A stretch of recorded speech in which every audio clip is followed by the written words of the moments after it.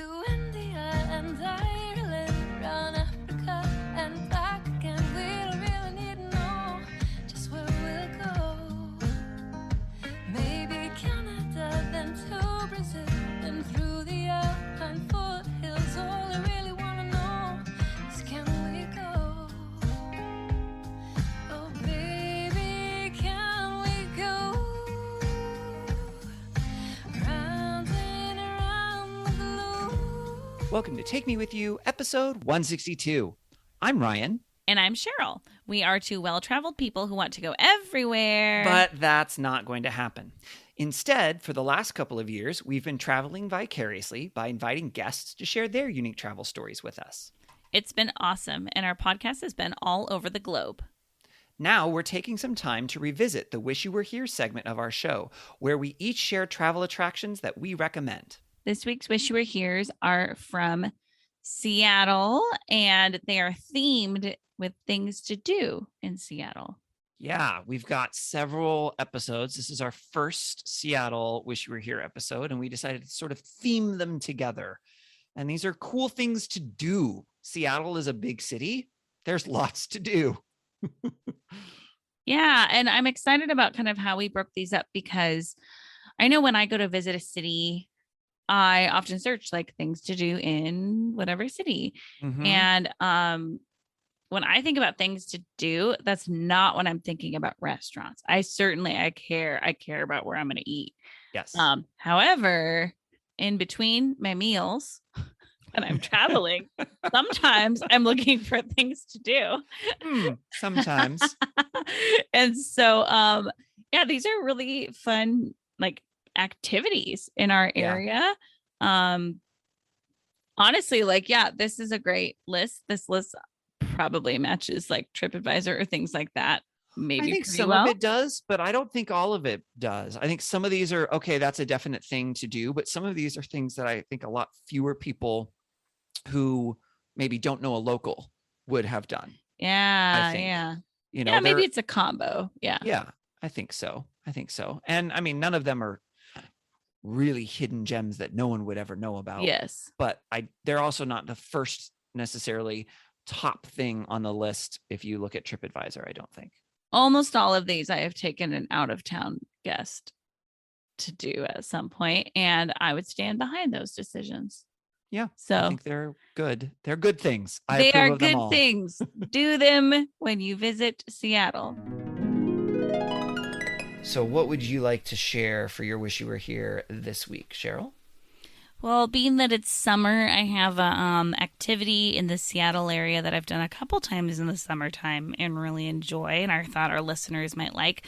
And it is to rent a canoe and go on Lake Washington.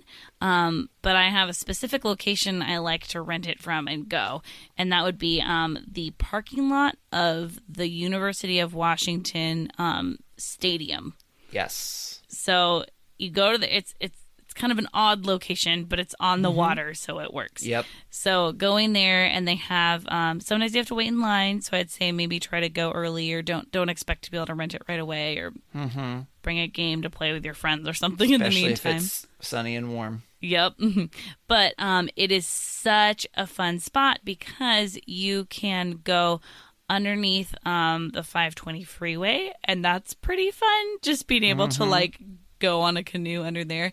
And then you can go all around the water that's near the Arboretum, and so they're just like lily pads everywhere, and ducks, and sometimes herons flying, and all sorts of things. And you could even stop and like have a picnic on a nice grassy area, and it's just like such a fun place to explore. And there's not just like one route or anything. There's kind of like different ways you could go. And so and it's like super easy as well, and so that's fun. It's a good like all ages thing, because you could get a littler kid in there and just have them not paddle, you know, too. And so yeah, go do that. Yeah, and you wouldn't happen to know the cost off the top of your head, would you? Yeah, so for a canoe, if you're a UW student, it is $8 an hour. UW employees are $10 an hour, and then the general public is $12 an hour. or you can rent a single kayak, a double kayak, or a rowboat as well. The most expensive is the double kayak, but there you go. So awesome. How about you, Ryan? So I actually had a similar idea. I was thinking, okay, since we're kind of talking about, hey, we're not going lots of places and doing tons of travel, what would be something that would be easy to do that you could still do now? And of course, since I live in the Seattle area, this is one of those sorts of things. And so I am recommending the Washington Park Arboretum, which is in I love that Seattle. place. Yeah, it's by the University of Washington. If you're familiar with the area, there's the 520 bridge that goes across Lake Washington. And just as you get on the other side, the University of Washington is right there on the north side, but the Arboretum is off on the south side. And it's very large. It's got lots and lots of paths and trails and things. Again, it's not really hiking per se, but it's beautiful. And so it's just, some of it is just more or less kind of more natural looking of just the trees and bushes and shrubs. But then they also have a what do they call it? Like a botanical garden. That's what it's called. And they have a lot of different plants and trees and flowers from all over the world. And it's just really, really cool. And especially this time of year in the springtime when things are blooming, as long as you're not allergic to them, it can be really, really beautiful and a really fun place to just kind of go walk around and enjoy being out in the beauty of nature. It's a great area. It is one of my favorite places to do portraits for people. So like senior pictures, engagement photos, family photos, things like that. Because there's such a variety of backdrops there, which is really fun. Yep. And did you mention like the boardwalk dock type of area that are like these paths you can walk on the water? Have you gone to that area? I've done the canoes around them, but I've never actually walked on them myself. So yeah, part of the Arboretum is that you can walk on these like boardwalk type of trails on the water, essentially. Yeah. And it's so fun. It's a bit of an adventure because sometimes they're sinking a little bit, so you have to be a little careful. But yeah, I need to go to the Arboretum. I should go there soon. You got me inspired. Wish you were here. Ryan? I'm going to do a local one here in Seattle, and it's one that I've been to a bunch of times because I take my astronomy students there on a field trip every year, and that is the planetarium at the University of Washington. So the University of Washington has a planetarium, which in case sometimes people get confused between a planetarium and an observatory has a telescope. Planetarium is the room where they project on the dome type ceiling so they can make it look like the night sky and stuff. And anymore, if it's been a long time since you've been to a planetarium, definitely go to one now, because now that they're digital and not kind of the analog, they can project all sorts of stuff. So they'll zoom through the solar system and zoom in and zoom out. So it's more than just the stars, and it is the stars, which is cool, but they can do a lot more. And the UW Planetarium will do free shows to the public in the evenings. They're usually run by students at the school who are studying astronomy, which is really cool. And they just do a really good job. It's a great experience. There's some other cool things at UW as well. At the other end of the campus, they do have an observatory with a decent sized telescope, and they'll do star parties and things like that. They've got all the information on their website, but it's a super fun thing, especially in the summer if it's clear, like in August here in the Seattle area when we usually have some decent weather, to go out in an evening and kind of look at the stars and go in and see a show, and it's super fun. Nice. I want to go. Yeah. I haven't gone since I was a kid. Good. Yeah. Cheryl, what are you going to do for your Wish You Were Here? I'm going to do one that I'm a little heartbroken because it's closed right now because of our silly little coronavirus, which is ruining my life. Mainly just because we can still podcast. Yes, we can still podcast, and I can still work, and I am thankful for my health and my employment and all those wonderful things. But also, this virus keeps canceling my social plans. So I'm going to talk about the Seattle Children's Theater. Have either of you been there? Yes. Yes. I grew up going there and I love it. Oh man, it is good. So I remember from my childhood it being great. Like one of my favorite moments was seeing Mr. Popper's Penguins when I was in 5th grade. Yes. They did it there. And I love penguins quite a lot. And they did such a great show. But then I went back as an adult a couple of years ago. And I think here's like the real test is if you experience something as a kid and it's quality, if you go back as an adult and it's still actually quality, that's how you know, like, okay, this isn't like me being a child. It's like, oh, this is actually really good. So I saw Mr. Popper's Penguins there a few years ago. I think it was 20 years after seeing it in 5th grade. And they put on a good show. Oh my gosh. And they know, I think they're very aware of the age of their audience. And so on their website, they say what ages different shows are for. And they kept it short and sweet. They kept the story moving along. And it was good acting. I mean, man. And so I had tickets to go there next month. I no longer do because they've closed their whole season. And so I'm hoping this theater and many more will survive this and be able to get back in business after everything closing down right now. But just wanted to give it a plug. Whenever they open their doors again, take your nearest child friend or child of yours with their parents' permission and get some tickets for the Seattle Children's Theater. It's wonderful. I'd actually like to add a couple of things, if that's okay. I don't think I've ever been as a kid, but I have been several times as an adult, and they do a great job there. They're actually an equity theater. The actors are all equity. Do you know what that means? I don't. Okay. So it's kind of like a group or like a guild or something of high quality actors, and they often meet certain standards to be able to be in that. And that's the quality and the caliber of the actors that are acting at the Seattle Children's Theater. Oh. So the actors and actresses that work there are professionals. They don't just work at the Children's Theater. Some of them do, but a lot of them will also work at the Fifth Avenue and other local theaters also. Cool. Yeah, so they're high quality actors and actresses, and some of them I've even seen at other shows in local theaters around the area. Cool. Yeah, so it's high quality acting, good quality theater. And I would also argue that the shows that they do are not really just for kids. Mm-hmm. Yeah, like their main audience is kids, but they're not all their shows are geared just for younger kids. But like I've seen Time Again in Oz, which is the Wizard of Oz sequel. Oh, cool. And I also saw a version of Animal Farm. Really? Yeah, it was pretty interesting. They had, like kind of like puppet type things that the actors, the different animals and stuff like that. It was really good. Wow. So it's not just stuff for little kids. It is usually appropriate for families, but don't think that it's just for preschoolers or young kids. Love that. How about you, Ryan? I'm also going to do something a little bit more local to the sort of greater Seattle area. And I think you and I are both just kind of thinking about like, hey, how can we get out?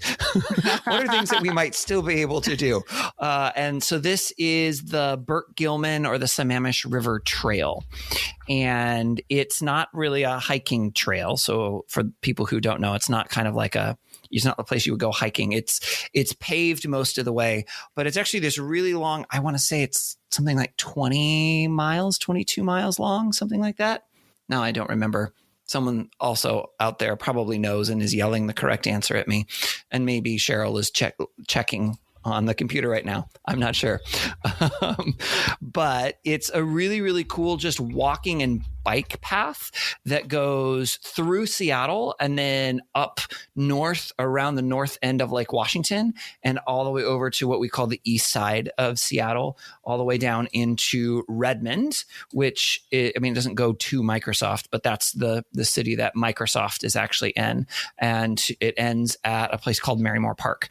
And it's just a really beautiful kind of scenic way of kind of walking or biking through different parts of the greater Seattle area. And you don't have to do the whole thing from start to finish. There are lots of places where you can get on and off of the trail. And for part of it over here on the east side, it actually parallels the Sammamish Slough, which is kind of a river that feeds into Lake Washington. And so you kind of have sort of that kind of riverside with ducks and things like that. And it's just a really great way to kind of get out and to walk and to see just kind of what's around. And if you are in the mood for, going all the way into Seattle or vice versa, you can definitely do that. I might recommend doing that biking instead of walking, but maybe you're a biker or a walker or a runner, so maybe you could do that too. So it's just a really kind of fun way to kind of get around and see some things in the greater Seattle area that aren't necessarily walking on streets. I love it. I've never actually gone on that trail. At all? Any of it? I don't think so. Seriously? Yeah. I think back when I ran cross country when I was like in early high school, I ran part of that trail. I don't know. I can remember like that route sounds vaguely familiar. It's just so surprising to me because it goes like right. It parallels with the. Oh no, I'm going to say the wrong direction. In my head, it's south, but now that I think about it, I don't think it actually is south. But part of UW, the campus on UW, it goes all the way up to Gasworks Park. Like it goes all the way around. That's so fun. I guess you lived in Bellevue, and so it doesn't really go through. It doesn't go all the way down to Bellevue. I guess I've lived in close proximity to it most of my life. So Bellevue and Green Lake are the farthest north I've lived in the area. And so, yeah. Well, it's super fun. I should check it out. You I mean, it's not close to you right now. Of course, you could drive to it. I don't care. I'll drive there. It's all good. I mean, you could totally drive to it because I've done that because part of it is within walking distance to where I live right now. And so at least once I walked down there and then walked that a little bit when we had some decent weather. And I just was like, I just need to, walk around. So, yeah. So Ryan, how long did you think it was? I thought it was like 20 in my head, the number, of course, and with our last episode that we recorded in my head, the number was way off. I was like half correct. So in my head, it was 22 miles, but I don't. So according to the internet, it is 27 miles, or another website says 18.8, and another website says 27, and another website says over 20. Well, I'm in the ballpark then. Yes. So it is one of the great mysteries lost to time is how long is this trail? Indeed. Well, I think we'll part of it that's tricky is during sections of it, especially in Seattle, it kind of goes away and it's part of the road, but then it comes back. So I think that may be where some of the confusion comes in. And by the way, I also figured out gracious way of viewing that. Ryan. Thank you. I also figured out why the number in my head of the distance between Seattle and LA was wrong. Okay. Why? Because it was the number in my head was double what it should be because it's the number of miles when you fly from Seattle to LA, but it's round trip. So that's why I had it wrong. So it made me feel a little bit better. Listeners can go back and listen to the last episode. Yep. Where we talk with Christy about Central and South America and how wrong Ryan was at geography. So no. How wrong Ryan was at distance, not geography. Come on now. And you didn't know either, to be fair. I didn't know either. Oh my goodness. How about you, Ryan? I'm going to do one that is relatively local here in the Seattle area. And for when this is coming out, when this episode is coming out, which actually, by the way, today, the release date is my mom's birthday. Happy birthday, Mom. Happy birthday. Yeah. I don't think she's probably listening, but happy birthday to her anyway.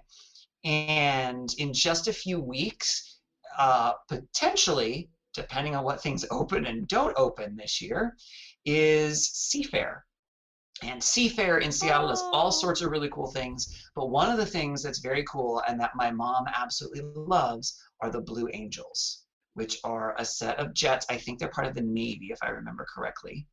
And they're very fast, and they do a really, really cool air show, and they do it over Lake Washington. And there's lots of different places you can go, and it's free. You don't have to pay for it. A lot of people will go out onto Mercer Island because they'll close I-90, the floating bridge out there, and then people can actually walk out onto parts of the bridge, and they'll fly and do it just over the lake. And it's really cool. Their jets are fast, they're precision, they do really cool things. Last summer, actually, I had a friend who their family has a boat, and he invited me out, and so I actually got to be on a boat on Lake Washington and watch it, and that was amazingly cool. But it's a really cool thing to do. Again, it happens usually, I think it's the first weekend in August is when SeaFair usually happens. Yeah, this year in 2020, I don't know what that's going to look like, because they may not want to have people in big groups, so they may not do it at all. Don't really know yet. But regardless, it's still something that's cool, and that happens most years. And so if you have a chance to go see the Blue Angels for SeaFair, that would be my recommendation in the Seattle area. Love it. So fun. I've gotten to be on the lake one time for that as well. And oh my gosh, it's so fun. Yeah, it is. It's a lot of fun. Ryan, how about you? I'm going to do a local one as well, somewhat inspired by our conversation with Summer. And I'm going to recommend the Pacific Science Center. I am obviously a science geek. Anyone who listens to the podcast knows that. And downtown Seattle is this great spot called the Pacific Science Center. It has a lot of different, I don't know if they call them pavilions, but they are different buildings that each have different themes. It really is geared towards, I would say, young to middle elementary age students for the most part. But it's, I mean, if you like science like I do, there's really cool stuff. And they often will have touring exhibitions that are there as well. So the Dead Sea Scrolls were there for a while. They've had other kind of touring, kind of National Geographic style things, but it's really, really great because it's very, very hands-on. So there's lots of different really cool science related things. They've got a whole space section, which I love. They've got a section where they've got animatronic dinosaurs and things you can do that. I think they've got still a section with different parts of the body, and you can try things out and learn about how the body works. They've got a place for younger kids where you can do all this fun stuff with water and play with water. It's a really, really great thing to do, especially if you've got a younger kid, that especially if they're active, because it's a museum that's really geared for them to do things. And I had, as a kid growing up, we had an annual membership, and so we went a bunch, and I absolutely loved it. And they've changed it and updated it, but they still have some exhibitions that were there when I was a kid. I still remember they've got this big, huge crane sort of a thing that has this rope that comes down from it, and you can pull it from one side to the other, and then there's a weight on the other end, and it's all about leverage. And the farther away from the weight you pull it, the easier it is to pull and lift the weight. And so it's just these basic science concepts that they illustrate in such a great way. And they have live shows. They do a whole thing with liquid nitrogen and power of cold and all this really cool stuff. So it's a really fun spot. If you have anybody who's even remotely interested in science or that is in that age range, I would highly recommend the Pacific Science Center. I would too. I agree. I concur with Ryan. I have my 4 kids. We have been there so many countless times. It is like also a mother's heaven, because the mother is not entertaining the kids. It's them exploring, like I was like, oh, for just 3 hours, I want all the kids to just be like self like, exploring and not asking me questions, and mommy, I'm bored. And the Science Center is amazing. And also, what I love about the Science Center is the IMAX movies and things they have there. These amazing, 30-minute videos about all different kinds of science, like the life of a butterfly, and all these different movies that my kids absolutely loved. Yeah. Yeah. That's a I've been great. waiting to take my stepson there, and just, I mean, right now we can't go do anything, but Yeah. I'm just so excited because it's one of those, he's so busy and he is really interested in a lot of things. And even like, we'll just like sometimes just sit and Google questions about animals or stuff like that. And so I'm just like so excited to take him there. It's going to be good. Yes. Well, that was fun. Yeah, it was. We would love it if you would follow us on social media. We are at Timwy Podcast. That's at TMWY for Take Me With You Podcast. We are on Facebook and Instagram and Twitter. You can also email us at timwepodcast@gmail.com. Tell us, what are your wish you were here's for this location? We would love to hear that. You can also call us and leave us a voicemail at 406-763-8699. Or if it's easier to remember, 406-POD-TIMWY. We would love it if you would rate and review our podcast to tell other people what you think about it, subscribe to make sure you don't miss an episode, and share about this episode on your social media. As always, thank you to Beth Reed Miller for the awesome artwork. You can check out more of Beth's artwork at Beth Is Something. And thank you to Erica Corbin for the use of her song Round the Globe. You can listen to Erica's music wherever music is sold or streamed. That's all we have for this episode. So until next time, remember to take me with you. Take me with you! Can we get a sailboat chasing down the sunset as we float round and round the globe? Salty air and balmy nights, guided only by the lights above, and light little love. Oh, the world